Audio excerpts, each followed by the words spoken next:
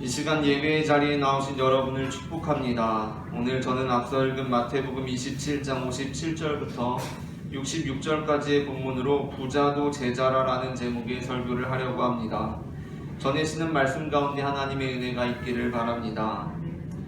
오늘 본문 57절에 등장하는 아리마대 사람 요셉이라는 제자는 마태복음뿐만 아니라 마가복음과 누가복음 그리고 요한복음에까지 등장하고 있기 때문에 초대교회 당시 매우 저명한 인물이었던 것으로 추정됩니다.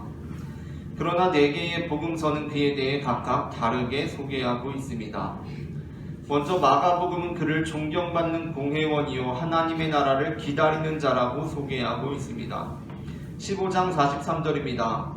아리마대 사람 요셉이 와서 당돌이 빌라도에게 들어가 예수의 시체를 달라 하니 이 사람은 존경받는 공회원이요 하나님의 나라를 기다리는 자라라고 매우 긍정적으로 소개하고 있습니다. 다음으로 누가복음은 어떻습니까? 공회의원으로 선하고 의로운 사람이라고 소개하며 예수님을 죽인 사내들인 공회, 그 공회의 결의와 행사에 찬성하지 아니한 자로, 그리고 또 마가복음과 마찬가지로 하나님의 나라를 기다리는 자로 소개하고 있습니다. 누가복음 23장 50절부터 51절입니다. 공회의원으로 선하고 의로운 요셉이라 하는 사람이 있으니 그들의 결의와 행사에 찬성하지 아니한 자라, 즉 그 공회 전체의 의견, 예수님을 하루 만에 단 하루도 안 되는 시간에 잡아 죽인 그들의 결의와 행사에 찬성하지 아니한 자라라고 설명하고 있습니다. 그는 유대인의 동네 아리마대 사람이요 하나님의 나라를 기다리는 자라라고 또한 매우 긍정적으로 소개하고 있습니다. 마지막으로 요한복음은 어떻습니까? 요한복음은 그를 예수의 제자였지만 이제까지는 유대인이 두려워서 그것을 숨겨왔던 자로, 그리고 이제서야 그것을 드러낸 자로 소개하고 있습니다. 요한복음 19장 38절입니다. 아리마대 사람 요셉은 예수의 제자이나 유대인이 두려워 그것을 숨기더니 2일 후에 빌라도에게 예수의 시체를 가져가기를 구하매 빌라도가 허락하는지라. 이에 가서 예수의 시체를 가져가니라. 아멘. 요한복음 역시 비록 이제까지는 감추고 있었지만 이제서야라도 그 아리마대 사람 요셉이 예수님의 시체를 장사 지내는 결정적인 역할을 했다라고 소개하고 있습니다. 그렇다면 마태복음은 그 사람 아리마대 요셉을 어떻게 소개하고 있습니까? 오늘 본문 57절은 예수님을 장사 지낸 아리마대 사람 요셉이라는 제자에 대해서 부자라고 소개하고 있습니다. 57절입니다. 저물었을 때에 아리마대의 부자 요셉이라 하는 사람이 왔으니 그도 예수의 제자라. 아멘. 우리가 앞서 살펴보았던 마가복음과 누가복음, 요한복음은 요셉에 대해서 긍정적으로 설명했습니다. 특별히 마가복음과 누가복음에서는 마가복음을 기본으로 해서 마태복음과 누가복음이 그를 따라 참고하여 기록하였다고 할 수가 있겠는데, 마가복음은 이 아리마대 사람 요셉을 하나님의 나라를 기다리는 자라고 그렇게 소개하고 있습니다. 이와 마찬가지로 누가복음 역시 이렇게 따르고 있습니다. 그런데 마태복음은 어떻습니까? 마태복음은 특별히 그 마가복음과 누가복음이 따르고 있는 요셉에 대한 긍정적인 이미지를 생략하고 있습니다. 그리고 다른 복음서들이 전혀 주목하지 않고 있는 그의 특징에 주목합니다. 그것은 무엇이냐면 그가 부자였다는 것입니다. 마가복음, 누가복음, 요한복음 어느 복음서도 그가 부자였다는 것에 주목하고 있지 않습니다. 그러나 마태복음은 그가 하나님을 기다리는 자였다는 것보다 더 중요하게 그가 부자였다라고 우리에게 전해주고 있습니다. 사실 부자라는 소개는 마태복음 안에서도 그다지 긍정적인 이미지로 읽히지는 않습니다. 왜냐하면 우리는 이미 마태복음 19장을 다루면서 재물이 많음으로 주님을 따르지 않은 부자 청년에 대한 말씀을 읽었던 바 있기 때문입니다. 예수님께서는 부자 청년이 근심하면서 돌아가고 나서 이렇게 말씀하셨습니다. 부자는 천국에 들어가기가 어려우니라. 다시 너희에게 말하노니 낙타가 바늘귀로 들어가는 것이 부자가 하나님의 나라에 들어가는 것보다 쉬우니라 라고 말씀하셨던 바 있습니다. 물론 우리는 당시 이 본문을 다루면서 예수님께서는 단지 부자만 하나님 나라에 들어갈 수 있고 들어갈 수 없고 가난한 사람들만 하나님의 나라에 들어갈 수 있다라는 뉘앙스로 말씀하신 것이 아니라 낙타가 바늘귀에 들어가는 것보다 어렵다라고 말씀하신 것에 주목해서 구원의 주권이 하나님께 있다라는 말씀으로 우리는 본문을 나누었던 바 있습니다. 그러니까 부자가 천국 가기 어렵다는 말씀이 아니라 어느 누구도 자신의 힘으로는 천국 가는 것이 어렵다라는 말씀으로 예수님께서 하셨다는 것입니다. 그렇기 때문에 예수님께서는 이후에 하나님께서는 다 가능하시다라고 그렇게 말씀하고 계십니다. 그러나 그럼에도 불구하고 굳이 오늘 본문에서 아리마대 사람 요셉에 관하여 하나님의 나라를 기다리는 자라는 이 좋은 표현에도 포기하고 부자라는 표현으로 대체한 것이 굉장히 마태복음에서는 특징적입니다. 그렇다면 왜 마태복음은 아리마대 사람 요셉을 부자라고 소개하고 있는 것입니까? 이 부자라는 설명을 한 데에는 마태복음에서 두 가지의 목적이 있습니다. 먼저는 예수님께서 예언을 성취하신 진정한 메시아이고 진정한 다윗의 자손이라는 것을 다시 한번 입증하기 위한 것이었습니다. 다음으로는 예수님의 제자들이 어떠한 삶을 살아가는 사람들인지 다시 한번 우리에게 제시하는 것이었습니다. 마태복음에서 예수님께서는 예언을 성취하심으로써 진정한 메시아가 되신 분이십니다. 마태복음에서 예언의 성취는 굉장히 중요합니다.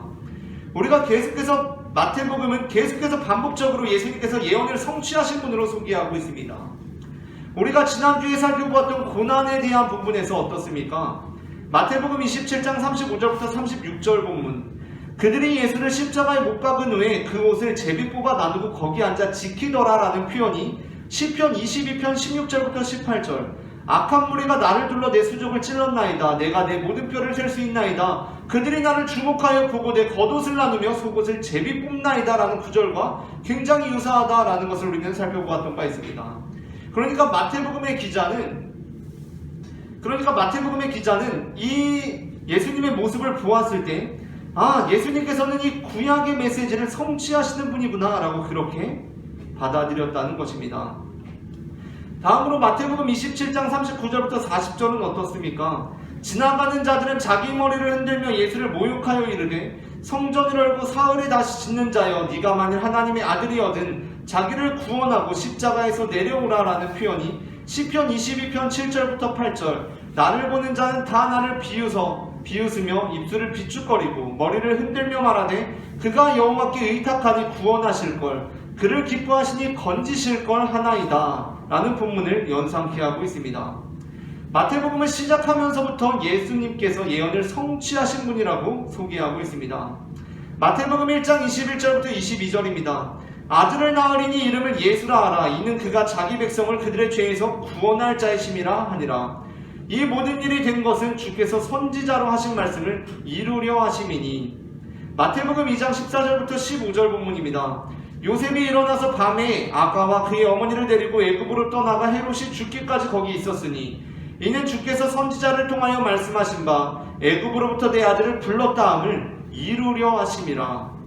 마태복음 2장 21절부터 23절입니다. 요셉이 일어나 아기와 그의 어머니를 데리고 이스라엘 땅으로 들어가니라. 그러나 아켈라오가 그의 아버지 헤롯을 이어 유대의 임금됨을 듣고 거기로 가기를 무서워하더니 꿈에 지시하심을 받아 갈릴리 지방으로 떠나가 나사렛이란 동네에 가서 사니 이는 선지자로 하신 말씀에 나사렛 사람이라 칭하리라 하심을 이루려 하심이라. 아멘.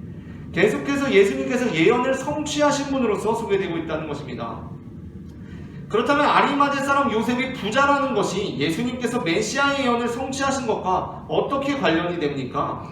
우리는 마태복음 강해를 시작하면서 나사렛 사람이라는 설교를 통해 예수님께서 어떻게 나사렛 사람으로서 다윗의 자손이신 메시아의 예언이 이루어진 것인지 다루었던 바 있습니다. 그때 우리는 메시아가 나사렛 사람이라는 예언이 없기 때문에 나사렛 사람이라는 것은 볼품없는 사람이라는 뜻이며, 그러한 맥락에서 고통당하는 자들의 친구가 된 다윗과 역시 고통당하는 자들의 친구가 되신 예수님을 연결점을 찾아서 그것이 바로 예언의 성취였다라고 그렇게 말씀을 나누었던 바 있습니다. 그리고 그때 우리가 보았던 구절이 바로 이사야 53장 4절부터 6절이었습니다. 그는 실로 우리의 질고를 지고 우리의 슬픔을 당하셨거늘 우리는 생각하기를 그는 징벌을 받아 하나님께 맞으며 고난을 당한다 하였노라. 그가 찔림은 우리의 허물 때문이요 그가 상함은 우리의 죄악 때문이라. 그가 징계를 받음으로 우리는 평안을 누리고 그가 채찍에 받음으로 우리는 나음을 받았도다. 우리는 다 양 같아서 그릇 행하여 각기 제 길로 갔거늘 여호와께서는 우리 모두의 죄악을 그에게 담당시키셨도다. 아멘. 이것이 바로 예수님께서 고난 당하심이 메시아 되심을 입증하는 예언이라고 우리는 나누었습니다. 그런데 이후의 구절이 어떻게 됩니까? 고난당하시는 예수님의 모습을 그대로 보여주고 있습니다. 이사야 53장 7절부터 8절입니다. 그가 곤욕을 당하여 괴로울 때에도 그의 입을 열지 아니하셨으며 마치 도수장으로 끌려가는 어린 양과 털 깎는 자 앞에서 잠잠한 양같이 그의 입을 열지 아니하였도다. 그는 곤욕과 신문을 당하고 끌려갔으나 그 세대 중에 누가 생각하기를 그가 살아있는 자들의 땅에서 끊어짐은 마땅히 형벌받을 내 백성의 허물 때문이라 하였으리요. 그리고 뒤이어지는 구절입니다. 그는 강포를 행하지 아니하였고 그의 입에 거짓이 없었으나 그의 무덤이 악인들과 함께 있었으며 그가 죽은 후에 부자와 함께 있었도다. 아멘. 이사야 본문은 예수님께서 죽은 후에 부자와 함께 있었다라고 예언하고 있습니다. 그러니까 마태복음의 기자는 예수님을 장사하기 위해 찾아온 이 아리마대 사람 요셉을 딱 보았을 때 그가 하나님의 나라를 기다리던 자라는 것보다도 그가 부자였다는 것이 굉장히 특징적으로 다가왔다는 것입니다. 예수님께서 부자와 함께 있었다라는 구절이 이렇게 성취되었구나 라고 마태복음 기자는 그렇게 경험했던 것입니다. 그러니까 마태복음 기자는 예수님께서 아리마대 요셉 그 부자에게 장사 지낸 바 된 것은 예언의 성취였다라고 그렇게 우리에게 증언해주고 있습니다.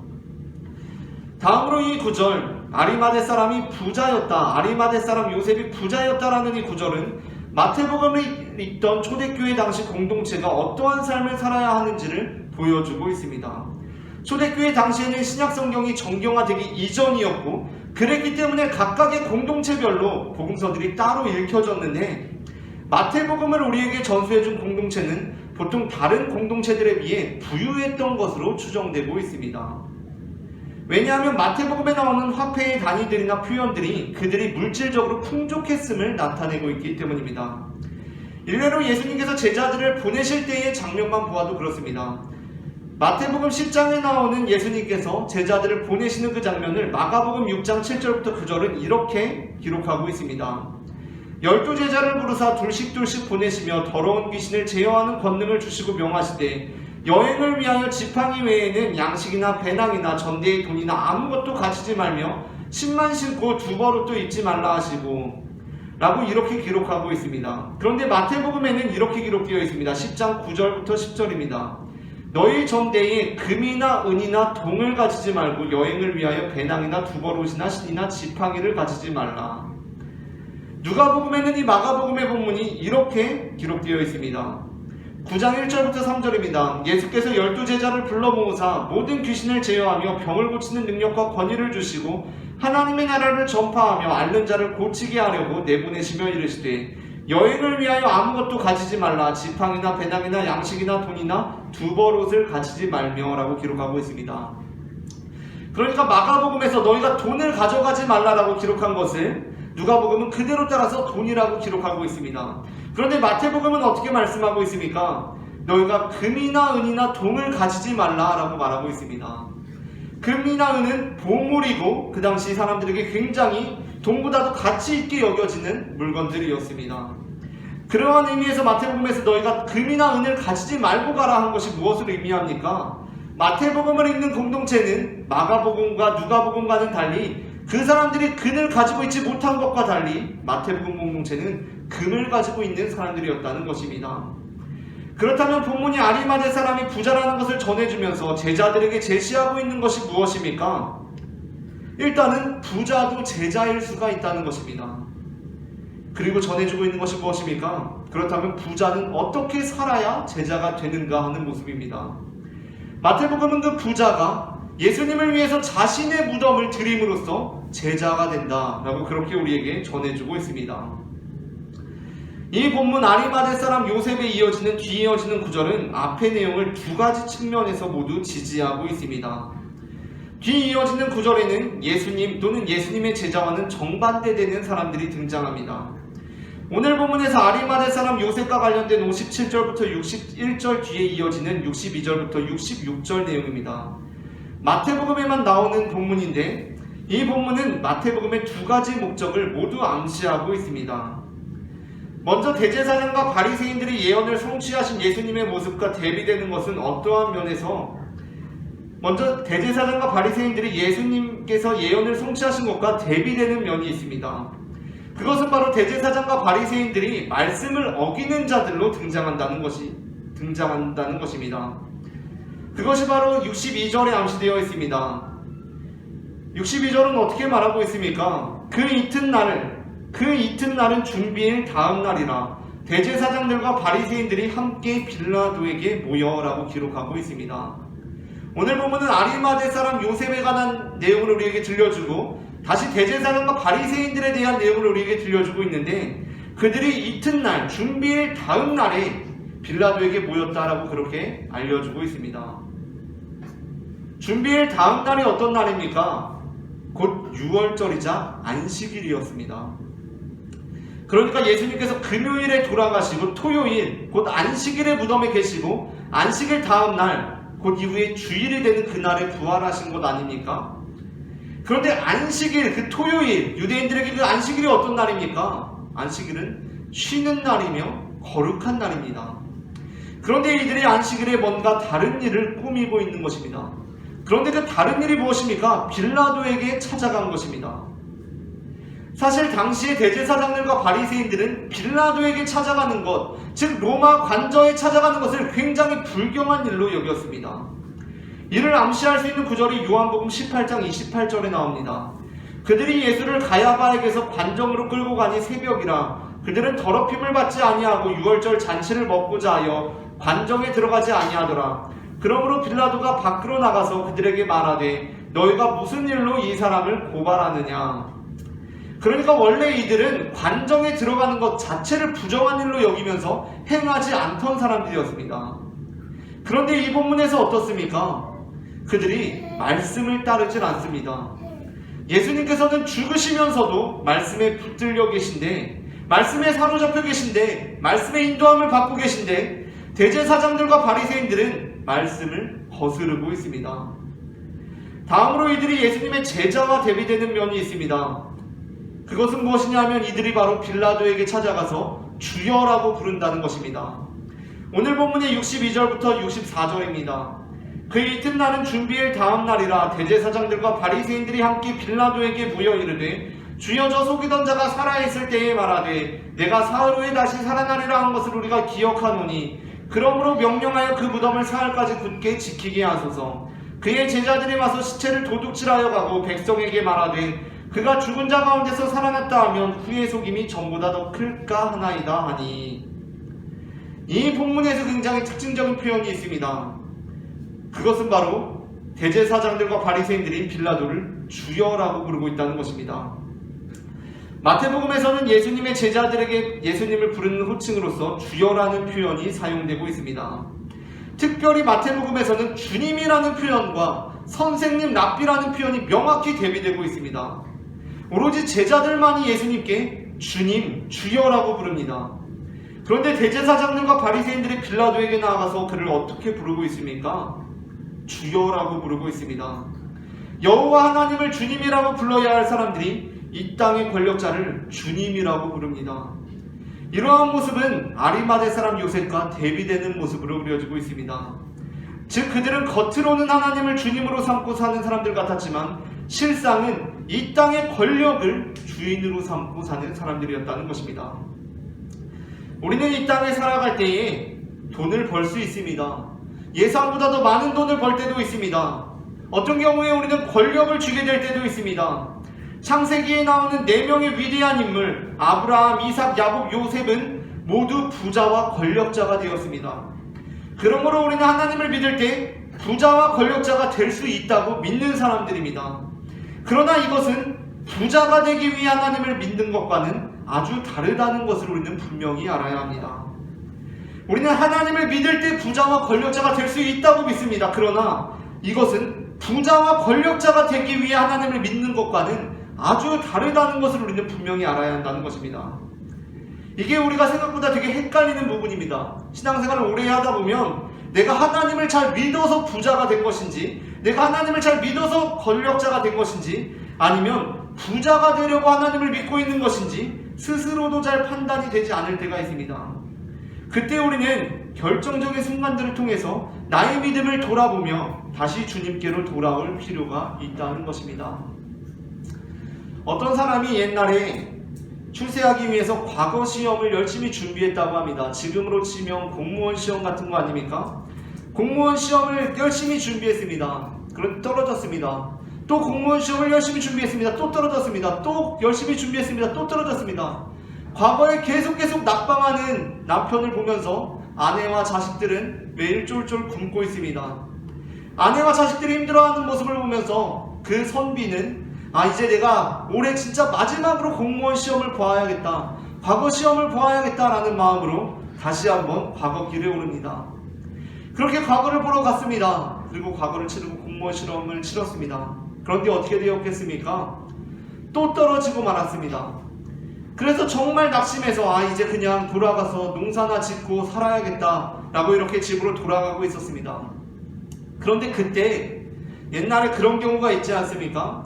가끔 왕이 우리 백성들 어떻게 사나 돌아본다고 이렇게 그냥 일반 백성처럼 변장을 해서 가끔 내려오는 그런 드라마들이 있을 때가 있습니다. 그렇게 이제 왕이 일반 백성처럼 변장을 해가지고 이제 길거리를 돌아다니고 있었던 것입니다.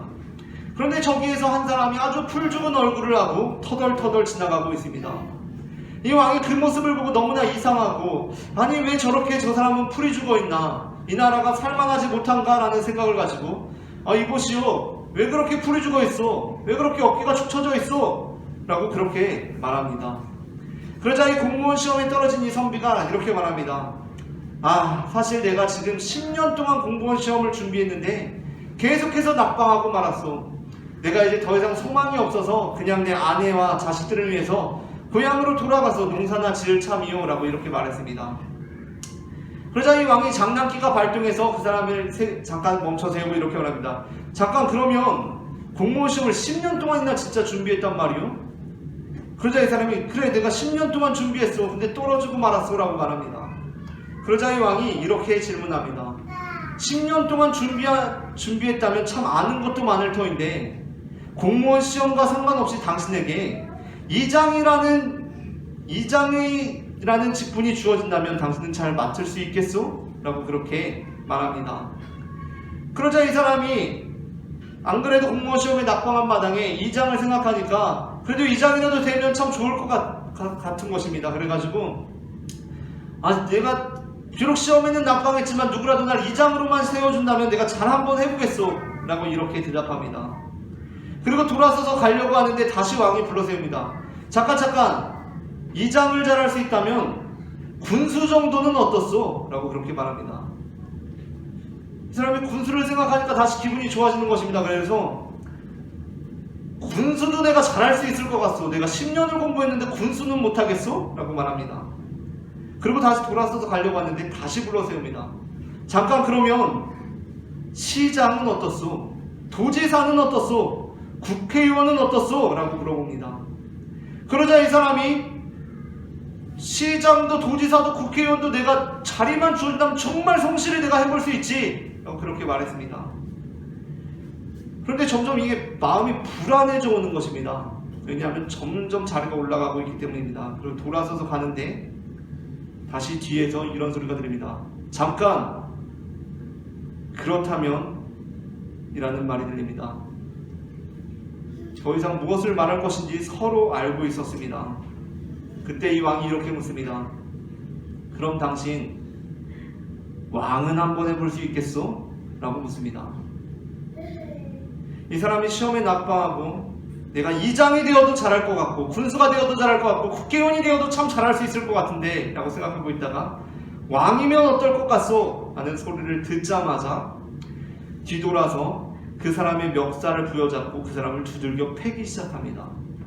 마구 패니까 주변에서 숨어있던 호위무사들이 찾아와서 진정을 시키고 이 사람에게 칼을 겨눕니다. 그리고 당신 지금 이 사람이 누군지 알아? 이 사람이 이 나라의 왕이야! 라고 하며 목을 베려고 합니다. 그때서야 이 낙방한 사람이 자신의 처지를 깨닫고서 죽을 죄를 지었다고 머리를 조아리기 시작합니다. 그 모습을 본 왕이 이 사람을 어떻게 대우했겠습니까? 아니 감히 나를 때려? 흥분해가지고 당장 이자의 목을 베어라 라고 했겠습니까? 이 왕은 자신이 두들겨 맞으면서도 기분이 매우 좋았을 것입니다. 아니 두들겨 맞았음에도 불구하고 내가 정말 내 곁에 둘 사람이 누구인지를 발견했을 것입니다. 이 이야기는 그 선비가, 그 공시생이 왜 성공하고자 했는지를 우리에게 보여주고 있습니다. 그 선비는 왕을 섬기기 위해서 성공하고자 했고, 그 왕을 섬기는 일이 아니라면 그 성공조차도 무의미하게 여겼습니다. 오늘 본문에서 아리마대 사람 요셉의 위대함이 어디에 있습니까? 그는 자신의 물질이 왜 있는지를 분명히 알고 있던 사람이었다는 것입니다. 여러분, 우리는 어떻습니까? 혹시 지금 이 시간에도 당신에게 만약에 1억이 생긴다면 어떻겠습니까? 하나님과 바꾸시겠습니까? 라는 말을 들었을 때 나도 모르게 눈빛이 반짝하는 분들이 계실 수 있습니다. 아니 10억이라면 어떻습니까? 아니 100억이라면 어떻습니까? 라는 말을 들었을 때 화가 나는 것이 아니라 우리의 눈빛이 반짝거린다면 100억이라면 어떨까? 라는 생각이 든다면 우리는 부자가 되려고 하나님이 필요한 것이지 주님을 섬기기 위해 부자가 되려는 사람들이 아니라는 것입니다. 빌립보서 3장 7절부터 8절에서 사도 바울은 이렇게 말씀합니다. 무엇이든지 내게 유익하던 것을 내가 그리스도를 위하여 다 해로 여길 뿐더러 또한 모든 것을 해로 여김은 내 주 그리스도 예수를 아는 지식이 가장 고상하기 때문이라. 바울은 해로움이라는 표현을 쓰고 있습니다. 이것은 진짜 나에게 있는 지식이 해롭다는 것이 아니라 예수님과 비교한다는 것 자체가 기분 나쁘다는 것입니다. 우리에게 있는 물질이 어떻게 우리에게 해로울 수가 있겠습니까? 우리에게 있는 권력이 어떻게 우리에게 해로울 수가 있겠습니까? 우리에게 있는 권력이 어떻게 우리에게 해로울 수가 있겠습니까? 다 우리에게 좋은 것입니다. 그러나 예수님과 비교하면 기분 나쁜 것입니다. 예수님과 비교할 때 우리는 그것이 기분 나빠야 합니다. 그것이 해로워야 합니다. 어떤 한 개그맨이 방송에서 이제 다른 MC가 이렇게 물었습니다. 그 개그맨에게 정말 미모의 아내와 결혼을 하셨는데 다시 태어나도 아내와 결혼하시겠습니까? 라고 그렇게 물었습니다. 그러자 그 개그맨이 어떻게 대답을 하냐면 1차의 망설임도 없이 당연히 다시 결혼하죠 라고 대답합니다. 그리고 그가 개그맨이기 때문에 이렇게 덧붙입니다. 왜냐하면 다시 태어날 일이 없으니까요 라고 이렇게 대답합니다. 농담입니다. 하지만 이 말에는 삶의 지혜가 담겨 있습니다. 그 말을 들었을 때 고민한 순간 지는 것입니다. 잠깐이라도 고민한 순간 집에서의 생활이 불행해지기 시작합니다. 당신 로또 맞으면 어떻게 할래? 악마가 와서 우리에게 그렇게 악마의 유혹을 합니다. 여기 로또가 있고 하나님이 있다. 너는 무엇을 선택하겠느냐? 거기서 망설이십니까? 아니 왜 망설이십니까? 우리는 당연히 하나님을 선택해야 합니다. 왜 그렇습니까? 로또 맞을 일이 없기 때문입니다. 우리는 당연히 하나님을 선택해야 합니다. 그런데 여기에서 이렇게 질문할 수 있습니다. 아니 그러다 진짜 로또 맞으면 어떻게 해요? 아니 진짜 로또 맞으면 어떻게 해요? 그러면 어떻습니까?